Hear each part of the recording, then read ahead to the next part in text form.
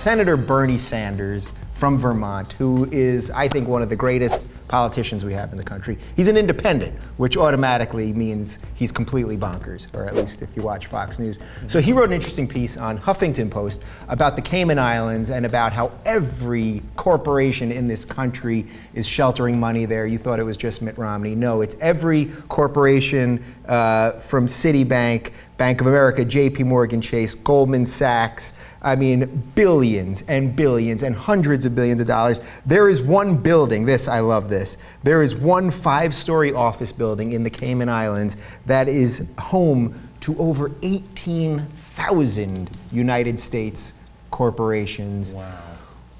What do we do about this? What do we do about these companies that we bail out, these big banks that then hide the money? What do we do? I guess shame doesn't work? I guess Clearly not. Yeah, I guess that doesn't work. When the money's that high. I guess that doesn't work, and that's the one thing that drives me completely crazy.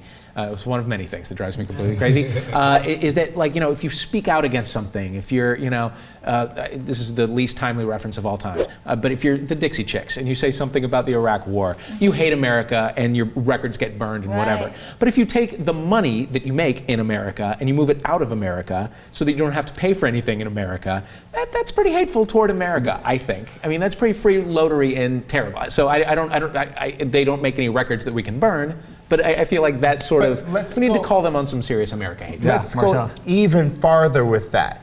America and Americans, i.e. the people sitting at this table and the people that are watching, help to bail you out of billions of dollars of debt that you've accrued because you are paying the top level of your bosses as much money as they could possibly ever spend in 10,000 lifetimes. And you take, and after you're given that bailout, when you all should have been categorically fired and in some cases taken out back and shot, when you are given this bailout, you don't come back with a repentant heart. You come back even harder after making more money in the past couple years since that bailout than you made before the bailout.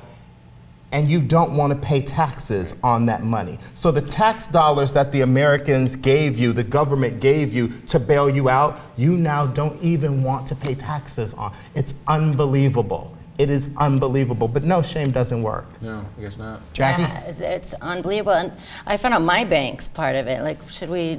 Are you Bank of America? Yes. They're big. Let me give you the numbers on Bank of America. So in 2010, they set up more than 200 subsidiaries in the Cayman Islands and received so they paid no taxes, right, in the first place, no U.S. taxes, and then the IRS, their rebate was $1.9 billion. That's with a B, not with an M. So, okay, if shame's not going to work and logic isn't going to work, is there really nothing that can work? We all talk about this stuff, but is there nothing that can work because, I hate to say it, but because the system is rigged? I mean, we send in politicians that are bought and paid for. We all know this stuff. So is there really nothing we can do when stuff gets this so above where regular people are at? I guess take your money and put it in a credit union? Maybe? I mean, if everybody got together and did that, it would. No, I think it's about us taking our money and, starting MarcellusReynolds.com at one of these offices in the Cayman Islands, and we have to do what everybody else is doing.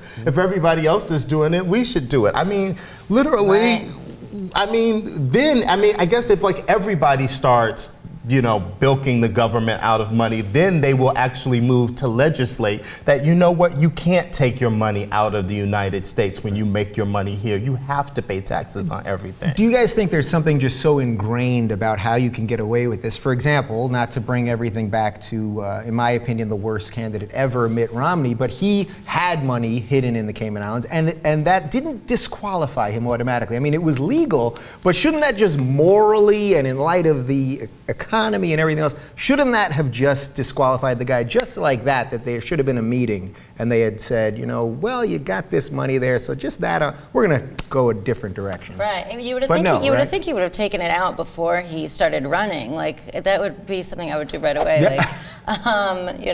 No, because that would have meant he would have had to bring it back here and he would have actually had to pay taxes on it, and he would have had to actually That's more shameful. Right. He would have had to release the fact that he had been not paying taxes for however many years and da-da-da-da-da.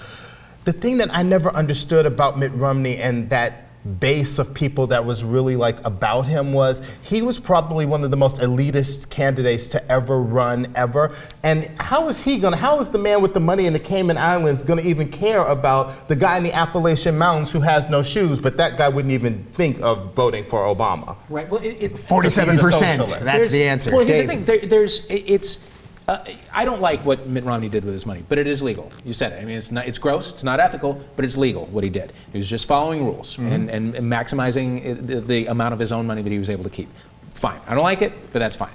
I wish that the people who defended him would have the same amount of compassion for the 47% that don't pay federal income taxes, because it's not like they're living high off the hog. They are also following the rules. They are also paying payroll taxes. They are also contributing, but they are also playing by the rules. You know what I mean? But it seemed like everybody who was pro Mitt Romney vilified that percentage of the country. You know what I mean? Absolutely. It's the same thing. Yeah.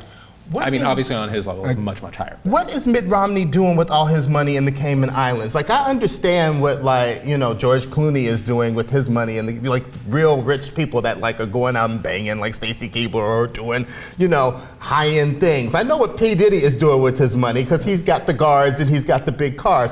But what is Mitt Romney doing with his money in the Cayman Islands? His money is working.